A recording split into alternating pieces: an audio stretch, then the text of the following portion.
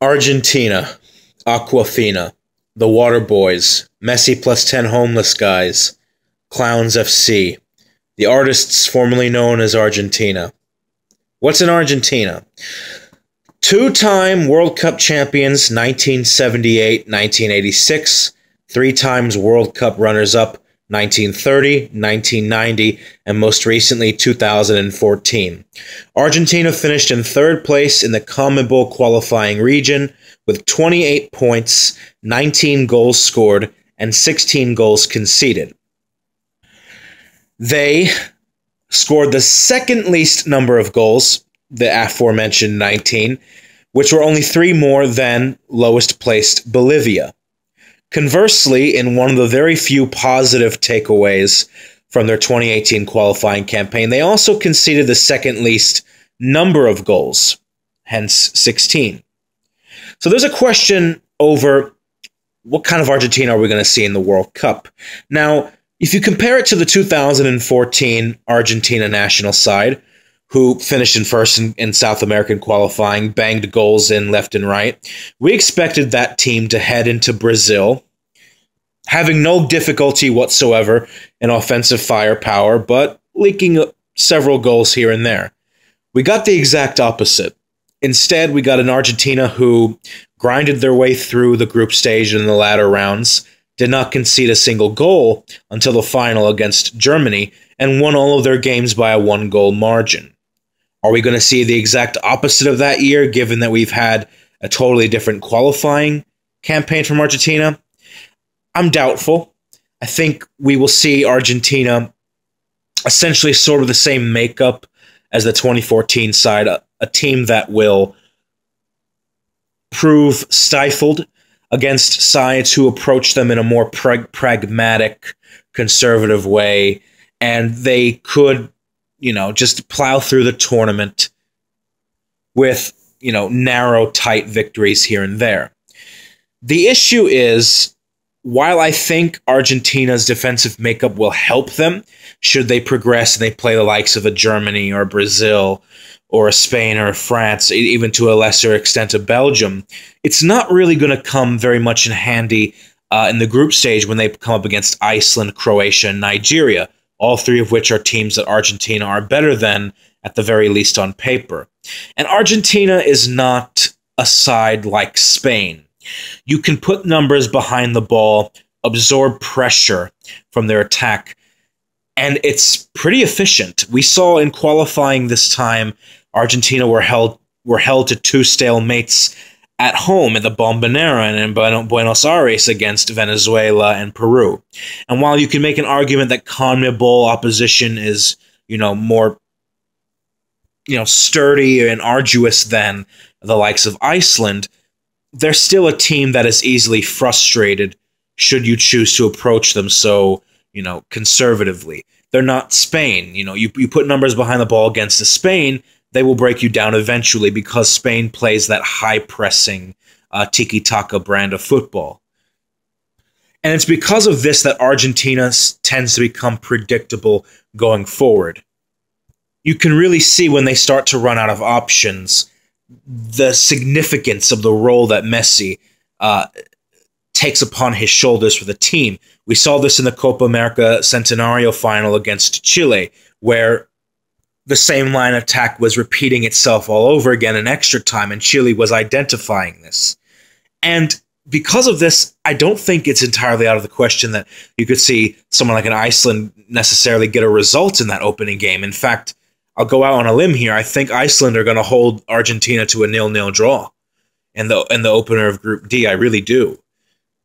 And this is something where I will disagree with a few other analysts, because I don't think they're going to have as many problems, believe it or not, with the actual contenders to win this tournament because of that defensive structure, the blueprint. Now, I'll get to Messi in a moment, but if you look back to the friendly against Spain 6-1, in hindsight, I don't think it was accurately reflective of where this Argentina side is, because of the fact that Messi was not there, a couple of other starters were not present, 1 or 2 defensive mistakes at the back in that friendly. You have to remember that Messi is such a huge part of this team that he affects Argentina in every area of the pitch because of the fact that Jorge Sampaoli has the blueprint, has the structure of La Albiceleste around Lionel Messi. When his absence is noted, the entire team sets itself up in a completely different manner.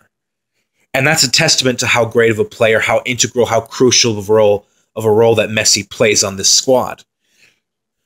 And speaking of the squad, I'll get to them in a moment, but I just want to say there's a psychological element to this as well. This is a team that lost 3 finals consecutively, 3 in a row, in 2014, 2015, and 2016. This is a country whose national team has lost several finals dating back to the mid-1990s. They lost the 3, as I just mentioned, finals from 2014 and 2016. They lost the 2007 Copa America final, the 2005 Confederations Cup final, the 2004 Copa America final, the 1995, I believe, Confederations Cup final. So it is sort of a tragic irony that Argentina is Latin for, Argentum, land of silver, because they seem to be accumulating silver medals in most international tournaments that they take part in since the early 1990s. And they haven't won a major senior trophy since 1993. So there is going to be a question of how much, especially the last few years, several players that were in 2014, that were in 2015, and were in 2016, how they will be adversely affected mentally heading into this tournament. Because if Argentina were to, dare say, get to the final, will they be able to get over that hurdle? Because you get to a final, it's just as much psychological as it is tactical, as it is quality-wise. So let's get to the team. Sampaoli named his squad for the most part. Goalkeeper Sergio Romero is out injured, so Willy Caballero and Franco Armani will take this place. Franco Armani, he plays domestically, I believe, at River Plate. Defensively, Nicolas Otamendi, he's returning. He was part of that 2014 squad. Fazio, he's in there. Marcos Rojo, also in that 2014 squad. Gabriel Mercado, who I like. He scored a couple of goals in qualifying. He can be offensively creative in addition to his defensive quality. Javier Mascherano, he's getting older. He plays in the Chinese Super League now, but he's still, he's still the leadership. He's still the anchor in that midfield. Going forward, Tagliafico, Salvio, Marcos Acuna, Christian Ansaldi, and the forwards, Lucas Biglia, Giovanni Lo Celso, Ever Banega, Manuel Lanzini, and of course, Angel Di Maria, Aguero, Messi, Higuain, Paulo Dybala, and Christian Pavon. Now, Christian Pavon is a youngin'. This is going to be his first major international tournament for Argentina. And even though a lot of eyes will be on Messi and to a lesser extent Paulo Dybala, I think Christian Pavon is the one to keep a keen eye on, because he could be a potential breakout star of the tournament should Argentina go far. A lot of people will look at Paulo Dybala, but many Argentine fans, when assessing the squad that Jorge Sampaoli is sending, they're pretty happy with the selection of Christian Pavon. So I'm interested to see what this young kid is made of. I believe he's only 21, 22 years old. So let's see if he can shine on the big stage. And of course, the omission of Mauro Icardi is going to be a talking point, just like the omission of Carlos Tevez was in 2014 when Alejandro Sebella decided not to take him. All in all, look, this is the team, when I finalize my predictions, that's giving me the most headaches. I'll say this. I've picked against Argentina the entire step of the way to come through their group, and I don't want to give predictions in my team profile series.